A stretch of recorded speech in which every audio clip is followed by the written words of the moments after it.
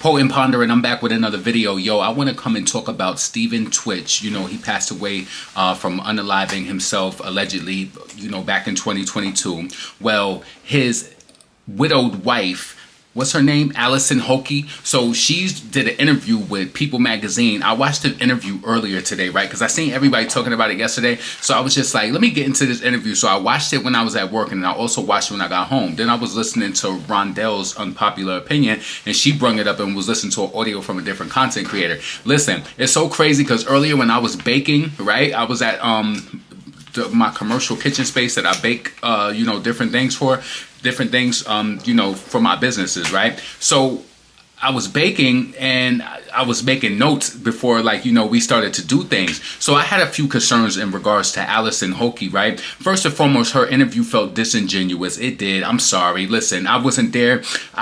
She was married to this man for 9 years. It did seem like the book and everything was a money grab. She tried to use this whole healing and everything in regards to, you know, why she did it, why she did the book or whatever. But then it was just certain points in the interview, like I jotted down some notes, but it was just certain points in the interview, like she was just like, oh, you know, she stopped wearing her ring. Well, she's in a relationship, you know, that's why she probably stopped wearing her ring. You was with this man for 9 years. You're already with another man within 2 years of him passing away. Something ain't right. Something in that milk ain't clean. You know what I'm saying? You said that you found all of these things in your closet after he passed away. You ain't going in your closet the whole time that y'all dated. I know some people may think that I'm being brutal and all of that, but listen, let me tell you something. If your man was on drugs or whatever you said that he hid, whatever his vices was, and he hid that, you didn't know anything about it, or were you in on it? And then it seemed like you so gun-ho about trying to you know, create the narrative for your kids, so that you know that there's probably people out here talking conspiracy theorists. You know that is a thing too,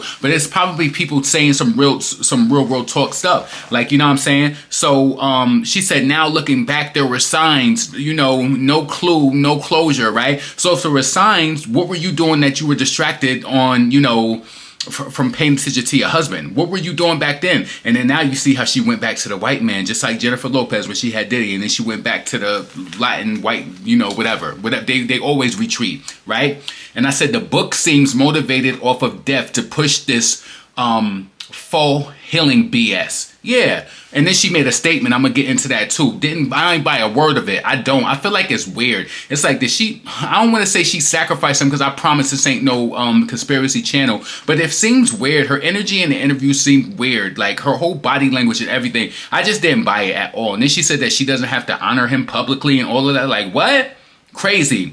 All right. So mention making her kids get the story from her, which seems like she could be brainwashing the children from potential information that could be leaked, you know, from the family, from different people in the industry. You know, Twitch, they said that he made like $500,000 per season on what's her name show? You know the woman's name who got Ellen, on Ellen's show, right? She made it seem like he wasn't his true self. I didn't like that. I didn't like the way that she spoke about him. Like, you know, if that was your mate and that was your husband and somebody who you love so much, how do we know how much you really loved him? You know what I'm saying? Because if you just so willing to get out here and talk all of this ish about him, you know what I'm saying?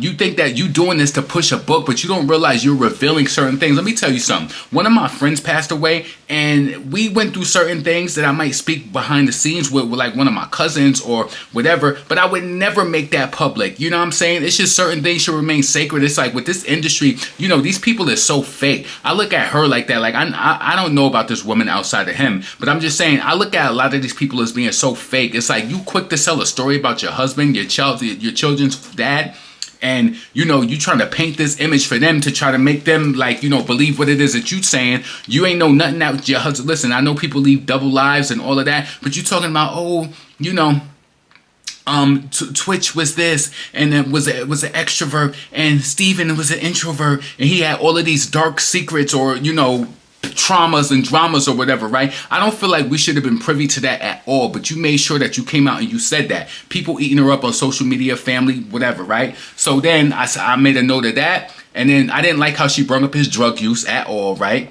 not posting him. She said she don't got to post him to honor him. You know, she don't want people to look at her kids as like, you know, pretty much I feel like the way that I process that is you don't want people to look at his kids and think of him because you said that. I can understand people coming up to you and mentioning him, but that's the reason why they know you. You understand? So it's like you getting mad at him that the kids being his children and you don't want people to approach them and I understand it. I get it. I understand that can be upsetting, right? But it was almost like you're trying to erase him and then you moved on and you have a new boyfriend within the past 2 years. You was with this man for 9 years. How many of them years was happy? You know, like if you want to tell it, you understand? But you selling this book trying to make it seem like that you know, trying to empower people and you trying to help people look for the signs, all this BS, right? So let's get into the post that she wrote because all of this, you know, people were upset on social media. Family came out, all right? So the widow of Stephen Twitch, boss Allison Holker releases a statement after receiving backlash for releasing a book following his death. My intention is to celebrate the love and the life I had with Stephen. Yeah, it don't seem like you trying to do that. You moved on and you with a white man now. All right. So she said, to the fans of Stephen and our family and friends, I want to be clear that my intentions in writing the book is to share my story as well as my life with Stephen to help other people. You know, they always got to make it seem like it's some self-help shit, right? Just like you, I never really knew what happened. Just like you trying to talk about just like us. I never really knew what happened. I mean, what were you doing? How we know you wasn't part of the reason going to get the D-rugs for him or whatever it was, getting your knees dirty in the soccer and getting your knees dirty like them soccer moms who be having their knees down in the trap houses getting them D-rugs. How we don't know that? We don't know that. Right? Just like us, you didn't know what was going on. Imagine living with somebody for 9 years and you don't know nothing at all, right? And you said that you made, and she's painting a picture like everything was perfect. You're going to tell it because you already degraded him and you already, you know, came at his legacy and all of that, right? And she said, just like you, I never knew what happened. And even, as I am trying to put the pieces together using all that performative ish, I will never really know. If you decide to read the book, hopefully you'll see that my intention is to celebrate the love and life that I share with Stephen and his 3 beautiful children. And also the more complex aspects of both our lives. I hope that by sharing our full story, maybe I can help someone who might themselves or a loved one. Wait. I'm sorry. Maybe I can help someone who might see themselves or a loved one in Stephen. And sharing hope that maybe they'll catch some red flags, the ones that she said that they were there that she never noticed. Oh, I know that's insensitive, but it's something about this lady Aura that I just don't trust and don't like. That she missed and it was too late. Over the course of the last 2 years, I've spoken in detail with Nimi, whoever the hell that is. Is that his daughter? I'm sorry if that's his daughter. With Nami, as well as the Solomon family and the Defensive Line Foundation to better educate ourselves on mental illness. You know how white people talk and they do that. Like, better educate ourselves on mental illness, right? Mental issues so that I can share them with people along with the signs and whatever, right? All of the proceeds from this book are going to the fund mental health foundation that I started in Stephen's honor. Okay, move with kindness. My hope is that we don't need to lose another husband, brother. We don't need to lose another husband, brother, father, or friend to suicide. I believe that if Stephen were able to choose, he would choose to have his story told if it meant even if one life was saved. Much love to all who supported our family throughout these years. And so here this goes, right? So yikes. I'm reading this from the Neighborhood Talk. A close friend of Stephen Twitch, boss, goes in on Allison Holker over revealing the interview and revealing interview and the funeral NDAs. So she had the family sign NDAs. The family and the friends had to sign NDAs like when they went to the funeral. Come on. This is by far the most tacky, classless, opportunistic act that I've ever seen. Allison, get a journal, a therapist, or a friend. Exactly. Get a journal, a therapist, or a friend. And she ran to the damn people. She ran to people just so they could get a peek through the peephole. All right? All right. So Courtney said that anyone who knows me knows I go straight to the source. And she said how she was there for them. She was there when they got engaged or whatever. She said, I was there the moment that you connected. I was there when you got engaged. I stood by your side or whatever.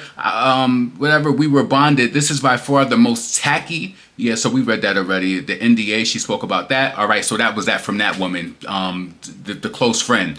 Cousin of Stephen Twitch boss calls his widow for making their family sign NDAs to attend the funeral following the interview. She refuses to let the boss family see the children. Yeah, because you know what they do. The racially ambiguous guy Cardi B, she want to take Offset kids, run off and raise them with the Dominican family. She want to take those kids, run off and raise them with the family. She got a white man, and we know how many times sometimes people of those color disrespect, abuse, and, you know, do anything to young children. We know that. So it's like, who she got around her kids after 9 years of being having this man? Listen, I don't trust nobody at all, right? So this other family member said, yeah, I don't give a F about an NDA. This crazy woman made me and my family sign an NDA just to even attend the funeral. Allison. She's been trying to tarnish his legacy, refuses to let the boss family see his children, only to exploit and lie on my cousin. Hell no. All right, so Candace Dillard Bassett speaks out regarding the widow's interview. She could have kept this in her therapist's office. Tell me if right in the chat, if right in the comments below, she should have kept this in the therapist's office. Do you think that this book was appropriate to somebody who you said you want to honor their legacy or whatever? You're disrespected. Listen, let me tell you something, what type of friend I am, right? The type of friend I am, if I have a conversation with you, or if there's something that you know about me or I know about you, I want that to be between us. And I don't want anybody to be able to come in between that. You had a relationship with this man for 9 years and you're exploiting the information just for some sake of a book of talking about you want to help people. See, that's what they get for messing with these white women. That's what they get for messing with them. That's not what he gets. You understand what I'm saying? Like, then they get to keep all the resources. This girl running out here, running her mouth. She looked weird, wayward, just like that damn NICU nurse up in Richmond, Virginia. Weird and wayward. So listen, potent, pondering, never pandering. I really want your comments below. I just feel disgusted, you know. I really do. That's just the vibe. She gave me a very uncomfortable vibe, and it was a comment that I had read when I was watching this video. When I was watching the video on YouTube. Give me a second because I want to bring this up. It was a comment that this psychiatrist made. Right? She said, "So I'm a psychotherapist, and my alarm bells goes off when she speaks. I want to believe that she is authentic, but the vibe is off. I worry for her kids. She seems quite performative, lacking depth and emotionality in her tone." Yeah, she don't. Come on, she making this thing. I'm telling you, it's something up with this lady. Making his family sign NDAs to go to a funeral is crazy work. My daughter went to a dance convention and took a class with Twitch. He was so kind and good to all of our kids. I would love to hear his mom's side of the story. Something about her doesn't fit right with my spirit. Everybody's saying that. Everyone. I'm so glad many people are calling out her BS. So yeah, check out that interview on People if you want to check that out and see what we saying about this individual, right? So listen, potent pondering, get in the comments and let me know what you think. Listen, I'm spraying tonight this Thomas Kazmala Super Amber, right? It's going to be tagged below in my video. Thomas Kazmala, he has niche fragrances, right? Niche fragrances. That amber smells so good. I get so many compliments. I spray it all over my winter jacket, my jean jacket. I put it on my clothes when I go out. People love it. It smells so good. I paid $238 for this bottle, right? Through Dillard's. $238 for this bottle through Dillard's. Super Amber. You see Super Amber. $238 from Dillard's. You can get it in the link below from Jama Shop, right? I checked my analytics. 2 people bought a bottle yesterday, so I'm really excited. Well, today, because I posted today. 2 people purchased the Super Amber, so I'm really excited about that because I'm gonna post this link and ain't nobody gonna buy it. So 2 people purchased it. I can't wait for y'all to get it. Leave your comments below. You know, it doesn't tell us who purchased it, but leave your comments below. And I like nice things. I love good smelling cologne. So check that out. The link is below for the Jama Shop, and you can get that for $94, I believe. I paid $238 for that, probably because Dillard's is a store, so it's like when you buy things from a store, you pay higher premium. When you get it from like a shop that just sells online, like there's really no housing fee or anything. So I'm thinking that's the reason why it's cheaper. Potent, pondering, never pandering. Please get in the comments below and let me know what you think. I'm up out of here. Peace.